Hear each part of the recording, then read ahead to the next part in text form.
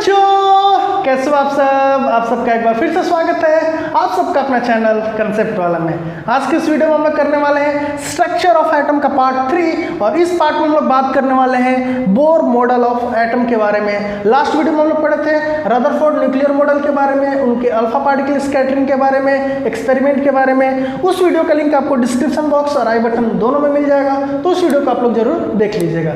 तो जब हम लोग रदरफोर्ड के न्यूक्लियर मॉडल पढ़े थे तो उसके बाद उनका ड्रॉबैक्स पढ़े थे।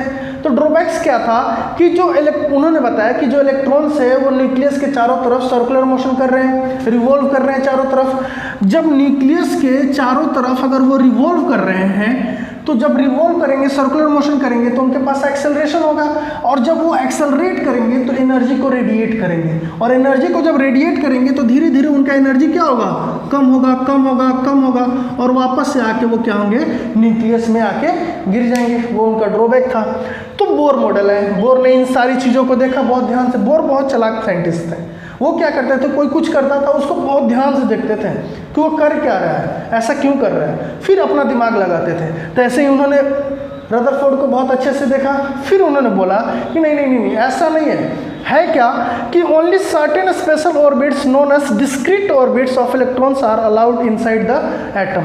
एटम के अंदर सिर्फ और सिर्फ कुछ ऑर्बिट्स हैं, वही एटम्स के अंदर क्या कर रहे हैं, रिवॉल्व कर रहे हैं, और उस ऑर्बिट्स को उन्होंने क्या नाम दे दिया, डिस्क्रीट ऑर्बिट्स। क्लियर है, कोई दिक्कत? उन्होंने क्या बोला कि सारे एटम्स जो हैं, जो इलेक्ट्रॉन्स हैं वो एटम्स के बाहर नहीं रिवॉल्व कर रहे हैं, कुछ इलेक्ट्रॉन्स हैं जो एटम के अंदर ही क्या कर रहे हैं, रिवॉल्व कर रहे हैं, और उस ऑर्बिट, जिस ऑर्बिट में वो रिवॉल्व कर रहे हैं, उस ऑर्बिट का उन्होंने नाम दे दिया डिस्क्रीट ऑर्बिट्स। और ये बहुत सारे नहीं, कुछ है। क्लियर है? फिर बोला उन्होंने कि वाइल रिवॉल्विंग इन डिस्क्रीट ऑर्बिट्स, जब इलेक्ट्रॉन्स डिस्क्रीट ऑर्बिट्स में रिवॉल्व कर रहे हैं तब कोई एनर्जी रेडिएट नहीं करेंगे। Electrons do not radiate energy. जब डिस्क्रीट ऑर्बिट से बाहर अगर वो रिवॉल्व कर रहे हैं, जी हाँ, वहाँ पे तो एनर्जी रेडिएट होगा, वहाँ पे एनर्जी रेडिएट होगा, लेकिन जब एटम के अंदर ही ये रिवॉल्व कर रहे हैं तब उस ऑर्बिट को डिस्क्रीट ऑर्बिट बोला गया, और उस ऑर्बिट में जब रिवॉल्व कर रहे हैं तो एनर्जी को रेडिएट नहीं करेंगे, ऐसा उन्होंने बोल दिया। और दिस ऑर्बिट्स और shells are known as energy level. और इस ऑर्बिट्स के क्या क्या नाम थे, के, एल, एम और एन। इनको सेल भी बोला गया और ऑर्बिट्स भी बोला गया। डिस्क्रीट ऑर्बिट्स कौन कौन से थे, के, एल, एम, एन, और यही हमारे एनर्जी लेवल होते हैं, के, एल, एम, एन। यानी एटम्स के अंदर कितने सेल्स थे, 4, के, एल, एम और एन। ऐसा किसने बोल दिया, बोर ने। फिर बोला कि अगर इलेक्ट्रॉन्स इस न्यूक्लियस के चारों तरफ अगर इलेक्ट्रॉन्स रिवॉल्व कर रहे हैं, electrons revolves around the nucleus only in those orbits for which, उस ऑर्बिट्स में ही रिवॉल्व करेंगे जिसके लिए इस इलेक्ट्रॉन्स का जो एंगुलर मोमेंटम होगा वो इंटीग्रल मल्टीपल होगा h/2π के। इस इलेक्ट्रॉन्स का जो एंगुलर मोमेंटम को हम लोग L से दिखाते हैं, एंगुलर मोमेंटम L से दिखाते हैं। तो ये L जो होगा वो क्या होगा, इंटीग्रल मल्टीपल ऑफ h/2π। तो इंटीग्रल यानी n और h/2π, तो L जो होगा वो किसके बराबर होगा, NH/2π, जहाँ पे H को बोला गया प्लैंक्स कांस्टेंट। H को क्या बोला गया, प्लैंक्स कांस्टेंट, और इसकी वैल्यू होती है 6.64 × 10⁻34। इस वैल्यू को जरूर याद रखेंगे। क्लियर है? तो उन्होंने क्या बोला कि जो इलेक्ट्रॉन्स डिस्क्रीट ऑर्बिट्स में घूम रहे हैं उनका एंगुलर मोमेंटम जो होगा, L जो होगा, वो इंटीग्रल मल्टीपल होगा h/2π के। n जो है यहाँ पे क्या है, इंटीजर्स हैं, ये क्या है, इंटीजर्स। क्लियर है? अब एंगुलर मोमेंटम क्या होता है, तो एंगुलर मोमेंटम होता है linear momentum into distance from the centre, यानी p × r। और लीनियर मोमेंटम आपको पता होगा क्या होता है, p = होता है m × v, तो L = क्या हो जाएगा, mvr। तो अगर बोर मॉडल को अब लिखेंगे इस एक्सप्रेशन को, तो क्या लिखेंगे, mvr जो होगा वो किसके बराबर होगा, NH/2π।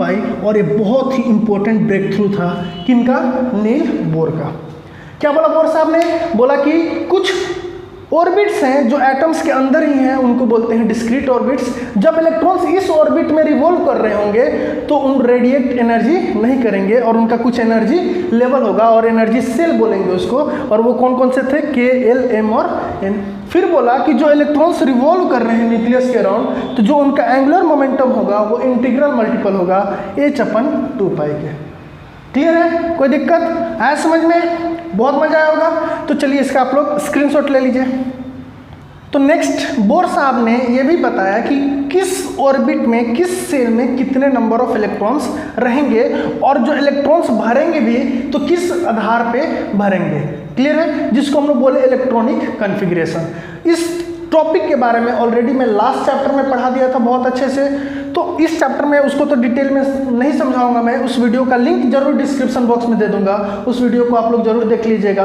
जो इलेक्ट्रॉनिक कॉन्फ़िगरेशन टॉपिक है जिससे हम लोग वैलेंसी निकालेंगे, ये दोनों टॉपिक में ऑलरेडी लास्ट चैप्टर में ही बहुत अच्छे से एक्सप्लेन कर दिया था। इस चैप्टर का जो टॉपिक वहाँ पर बताया भी था कि मैं नेक्स्ट चैप्टर का ये टॉपिक है जिसको अब मैं अभी समझा रहा हूँ, क्योंकि ये अभी जरूरी है हमारे लिए, क्योंकि वहाँ पर हमें केमिकल फॉर्मूला पढ़ने थे तो उसके लिए वैलेंसी निकालना जरूरी था। तो मैं वहीं पे सारा चीज़ डिस्कस कर दिया था। तो वहाँ पे हम लोग पढ़े थे ना कि जो सेल इलेक्ट्रॉन्स है वो कैसे भरते हैं। तो पहले किस में जाते हैं? K में। जब K पूरा भर जाता है तो L में, फिर M में, फिर N में।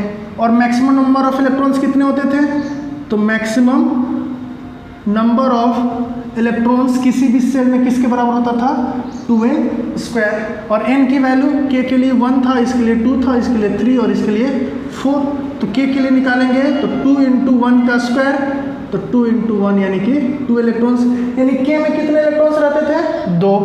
L की बात करें तो 2 × 2 का स्क्वायर, तो 4 2 जा 2 × 4 = 8।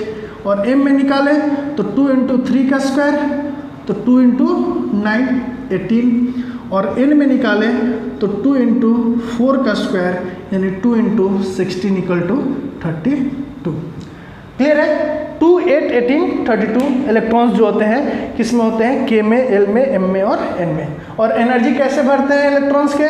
तो सबसे पहले लो एनर्जी वाले किस में जाएंगे? K में। उससे ज़्यादा एनर्जी हुआ तो L में, फिर M में, फिर N में। क्लियर है? आया समझ में? तो ये इलेक्ट्रॉन्स कैसे भरेंगे इसी को हम लोग बोलते हैं इलेक्ट्रॉनिक कॉन्फ़िगरेशन। और इस टॉपिक के बारे में मैं ऑलरेडी लास्ट चैप्टर में पढ़ा दिया हूँ, तो उस वीडियो का लिंक आपको डिस्क्रिप्शन में दे दूंगा, उस वीडियो को आप लोग यहाँ पे देख लीजिएगा। क्लियर है? अब हम लोग आगे बात करते हैं। जो नेक्स्ट टॉपिक हमारा वो है atomic number, mass number. Clear है? तो उस टॉपिक को अब हम लोग देखते हैं। तो एटॉमिक नंबर क्या होता है? एटॉमिक नंबर जिसको हम लोग Z से दिखाते हैं। किससे दिखाते हैं? सिंबल क्या होता है एटॉमिक नंबर का? Z। तो एटॉमिक नंबर क्या डिफाइन किया गया कि number of protons in an atom is its atomic number. किसी भी एटम का जो एटॉमिक नंबर होगा वो उसके नंबर ऑफ प्रोटॉन्स के बराबर होगा। तो एटॉमिक नंबर को कैसे डिफाइन करें? It is defined as number of protons present in an atom, present in an atom. Clear है? कैसे डिफाइन किया गया कि कितने नंबर ऑफ प्रोटॉन्स उस एटम में प्रेजेंट है, वही उसका क्या होगा? Atomic number. तो Z = लिख देते हैं number of protons in an atom, number of protons in an atom. Next है मास नंबर। इसको हम लोग A से दिखाते हैं। तो मास नंबर क्या होता है? तो मास नंबर होता है number of protons and neutrons. कितने प्रोटॉन्स और कितने न्यूट्रॉन्स किसी भी एटम में हैं, वही उसका क्या है? Mass number. यानी मास नंबर क्या होगा? Sum of number of protons and neutrons in an atom. किसी भी एटम में प्रोटॉन्स और न्यूट्रॉन्स के सम को हम लोग बोलते हैं मास नंबर। तो ए को क्या लिखेंगे? Number of protons plus number of neutrons, ये होगा ना। अभी हम लोग पढ़े कि नंबर ऑफ प्रोटॉन्स जो है वो किसके बराबर है? Z के बराबर। तो यहाँ से लिख सकते हैं A = Z plus number of neutrons. यानी कि अगर हमें नंबर ऑफ न्यूट्रॉन्स चाहिए, क्या चाहिए? नंबर ऑफ न्यूट्रॉन्स चाहिए किसी भी एटम के, तो हमें क्या करना होगा, ये चाहिए तो इस चीज़ को इधर लेके आ जाएंगे, तो इधर पहले से ए है और जेड को इधर लेके जाएंगे तो हमें क्या करना पड़ेगा, माइनस। तो ये फॉर्मूला भी हमें क्या रखना है, याद रखना है। तो नंबर ऑफ न्यूट्रॉन्स किसी भी एटम में क्या होता है, mass number minus atomic number. Mass number क्या होता है, sum of number of protons plus number of neutrons, और एटॉमिक नंबर क्या होता है, number of protons present in an atom. Clear है। और ये बहुत छोटा सा टॉपिक है और बहुत इंपॉर्टेंट है, इस चीज़ को लोग भूल जाते हैं, हमें नहीं भूलना है। जैसे सपोज एग्जाम्पल, जैसे आपसे पूछा जाए कि आप बताइए कि आर्गन में कितने नंबर ऑफ न्यूट्रॉन्स प्रेजेंट हैं, तो आर्गन में नंबर ऑफ न्यूट्रॉन्स, तो हमें पता है आर्गन का जो एटॉमिक नंबर है वो 18 है और मास नंबर है वो 40 है। हमें क्या चाहिए, नंबर ऑफ न्यूट्रॉन्स। तो नंबर ऑफ न्यूट्रॉन्स हम लोग कैसे निकालेंगे, तो नंबर ऑफ न्यूट्रॉन्स का फॉर्मूला है ए माइनस जेड। ए कितना है 40, जेड कितना है 18, यानी कितने आ गए 22। तो इसमें कितने नंबर ऑफ न्यूट्रॉन्स प्रेजेंट है 22। या हमें नंबर ऑफ न्यूट्रॉन्स और नंबर ऑफ प्रोटॉन्स पता चल जाए तो हम लोग क्या निकाल लेंगे, मास नंबर, दोनों को क्या कर देंगे, जोड़ देंगे। तो कैसे क्वेश्चन आएंगे इसमें, ये समझ में आ रहा है आप लोग को, क्लियर है, बहुत आसान सा टॉपिक है। एक वर्ड आता है न्यूक्लियॉन्स, क्या आता है, न्यूक्लियॉन्स। ये न्यूक्लियॉन्स क्या होता है, तो प्रोटॉन्स और न्यूट्रॉन्स को अगर एक साथ जोड़ दे उसी को हम लोग क्या बोलते हैं, nucleons. Protons and neutrons, protons and neutrons together, protons and neutrons together are called neutrons. Clear है, आगे होगा समझ में, कोई दिक्कत इसमें, क्लियर है, कोई दिक्कत। अब कुछ टॉपिक्स हैं जैसे आइसोटॉप्स क्या होता है, आइसोबार्स क्या होता है, आइसोटोन्स क्या होते हैं, अब उनको हम लोग देख लेते हैं। क्लियर है, ये आपको समझ में आ गया होगा, बहुत ही आसान था। रब कर दे इसको, चलिए स्क्रीनशॉट ले लीजिए आप लोग, हो गया। चलिए, और किसी भी एलिमेंट को, बहुत इंपॉर्टेंट चीज़ एक और है, अगर कोई एलिमेंट x है तो x का जो एटॉमिक नंबर होता है वो हम लोग कहाँ लिखते हैं, नीचे, और मास नंबर जो होता है वो कहाँ लिखते हैं, ऊपर। तो किसी भी एलिमेंट का ये क्या होता है, सिंबॉलिक रिप्रेजेंटेशन। क्या होता है, सिंबॉलिक रिप्रेजेंटेशन। याद रखेंगे, किसी भी एलिमेंट का, ये x क्या है, हमारा एलिमेंट है, तो किसी भी एलिमेंट का सिंबॉलिक रिप्रेजेंटेशन क्या होता है, उसका एटॉमिक नंबर नीचे लिखते हैं और मास नंबर उसके ऊपर लिखते हैं। क्लियर है, आएगा समझ में, इस चीज़ को भी आप लोग मेंशन कर लीजिएगा। क्लियर है, कोई दिक्कत। चलिए, तो नेक्स्ट बात कर रहे थे हम लोग किसके बारे में, आइसोटोप्स। ये आइसोटोप्स होता क्या है, तो आइसोटोप्स क्या होते हैं कि कुछ एटम्स जिनका एटॉमिक नंबर सेम होता है लेकिन मास नंबर अलग अलग होते हैं। क्या, atoms having same atomic number but different mass number. Simple सा डेफिनेशन है, different mass number. Atomic number तो सेम होंगे लेकिन मास नंबर अलग अलग होंगे, वैसे एटम्स को हम लोग बोलते हैं आइसोटोप्स।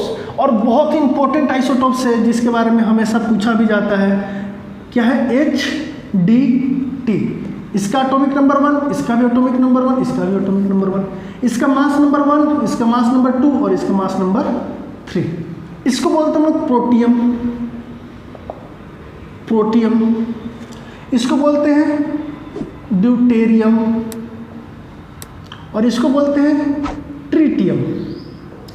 क्लियर है, तो ये किसके हैं, हाइड्रोजन के आइसोटोप्स हैं, HDT। ऐसे ऑक्सीजन जो है, ऑक्सीजन 8 और 16 और ऑक्सीजन 8 और 18 में भी एग्जिस्ट करते हैं। तो ये किसके आइसोटोप्स हो गए, ऑक्सीजन के। देखिए एटॉमिक नंबर दोनों का 8, मास नंबर 16 और 18। तो ऐसे चीज़ों को बोलते हैं हम लोग आइसोटोप्स। अब आइसोटोप्स में निकालना होता है हमें इसका एवरेज एटॉमिक मास। जैसे ये दो फॉर्म में एग्जिस्ट कर रहे हैं तो इनका एवरेज मास कितना होगा, तो एवरेज एटॉमिक मास क्या होता है इसके बारे में अब हम लोग जान लेते हैं। Average atomic mass of isotopes. कैसे निकालेंगे? एवरेज एटॉमिक मास क्या होगा कि इन दोनों का एवरेज मास क्या होगा। एक मास ही लेके चलना है, ये तो दो फॉर्म में एग्जिस्ट कर रहे हैं लेकिन लेके हमें तो एक ही चलना है। तो उसके लिए हमें क्या, कौन से कंसेप्ट का यूज करना पड़ेगा? Average atomic mass of isotopes. अब कैसे निकालेंगे? तो सपोज एग्जाम्पल के तौर पर हम लोग लेके चलते हैं, हमारे पास दो एलिमेंट है, दो एटम्स हैं, ठीक है, x, इसका एटॉमिक नंबर A, तो इसका भी A लेके पढ़ना पड़ेगा। क्यों? क्योंकि हमें क्या लेके चलना है? Isotopes.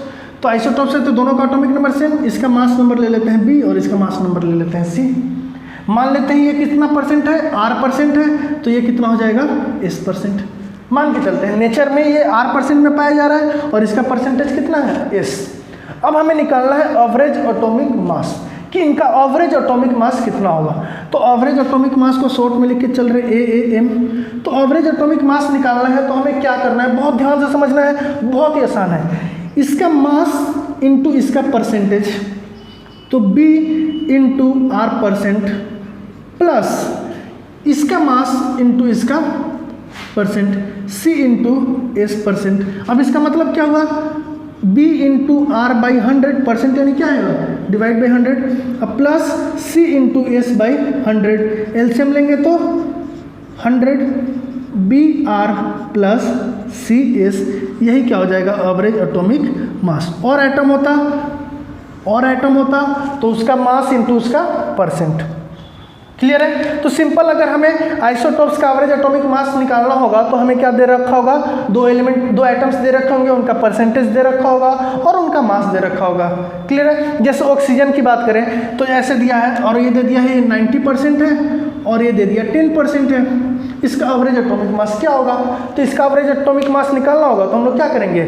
90 into 16 plus 10 into 18 divide by 100, simple, और आंसर हमारा आ जाएगा।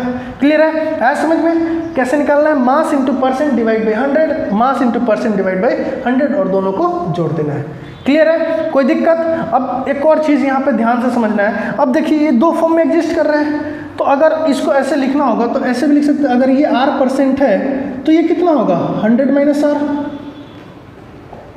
अरे टोटल परसेंट कितना होता है? 100 होता है। तो कभी अगर हमें दिया नहीं है तो हमें कैसे लेके चलना होगा?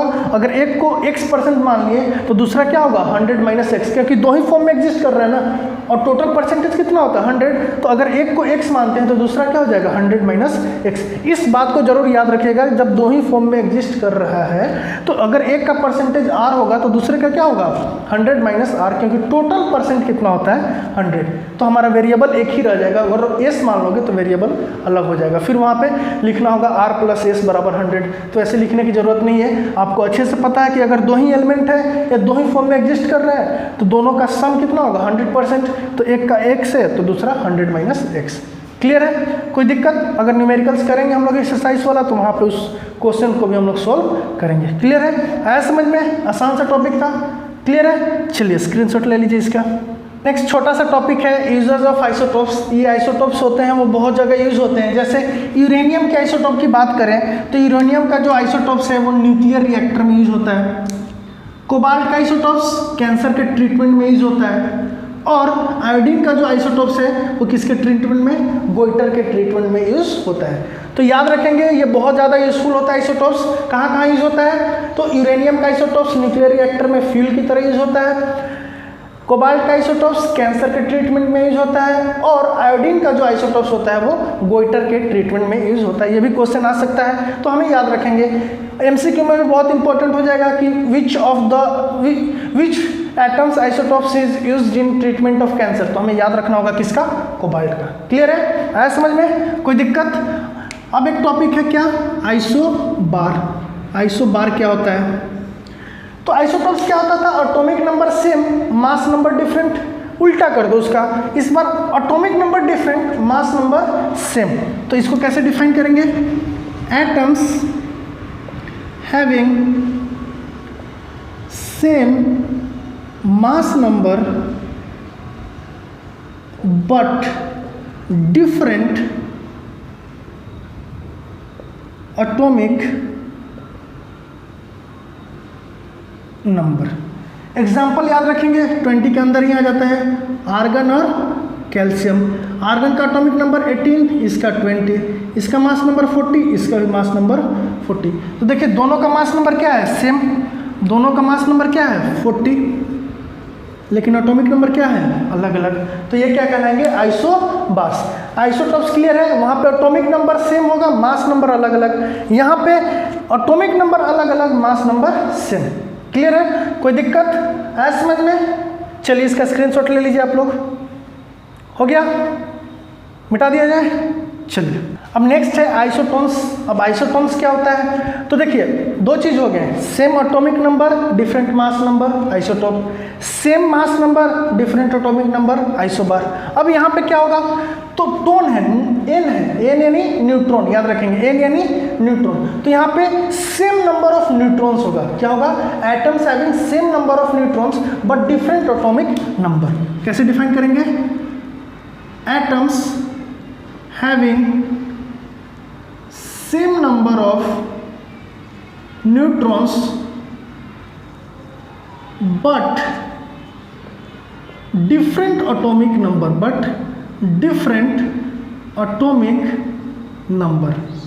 एटॉमिक नंबर इसका डिफरेंट होगा लेकिन नंबर ऑफ न्यूट्रॉन्स जो होंगे वो क्या होंगे, सेम। बात करते हैं एग्जांपल का, तो इसका भी एग्जांपल हमें याद रखना है, किसका, गोल्ड का और मरकरी। गोल्ड का atomic number 79, mass number 197, mercury का एटॉमिक नंबर 80 और मास नंबर 198। यहाँ पे क्या करना है, atomic number different, atomic number different चाहिए। देखिए 79 और 80, सेम नंबर ऑफ न्यूट्रॉन्स। तो नंबर ऑफ न्यूट्रॉन्स क्या होता है, mass number minus atomic number. तो नंबर ऑफ न्यूट्रॉन्स निकालेंगे गोल्ड का, तो गोल्ड का नंबर ऑफ न्यूट्रॉन्स कितना होगा, number of neutrons of AU अगर निकालते हैं तो कितना होगा 197 माइनस 79, तो ये कितना होगा 118। मरकरी के निकालते हैं number of neutrons of Hg अगर निकालते हैं तो Hg का कितना होगा 198 माइनस 80, 118। तो देखिए नंबर ऑफ न्यूट्रॉन्स दोनों का क्या हो गया, सेम, लेकिन एटॉमिक नंबर क्या है अलग। तो ऐसे एटम्स को हम लोग बोलते हैं आइसोटोन्स। क्लियर है, कोई दिक्कत आगे होगा समझ में? तो ये हम लोग का था लास्ट टॉपिक आइसोटोन्स। हम लोग का चैप्टर आज कंप्लीट होता है और इसके साथ साथ हमारा केमिस्ट्री पोर्शन भी कंप्लीट होता है। होप आप लोग को वीडियो पसंद आया होगा। अगर वीडियो पसंद आया होगा तो वीडियो को लाइक कीजिएगा, फ्रेंड्स के साथ शेयर कीजिएगा, चैनल को सब्सक्राइब कीजिएगा, बेल आइकन को प्रेस कीजिएगा ताकि आगे आने वाले हर वीडियो का नोटिफिकेशन आपको मिलता रहे और आप कुछ ना कुछ सीखते रहें। Thank you.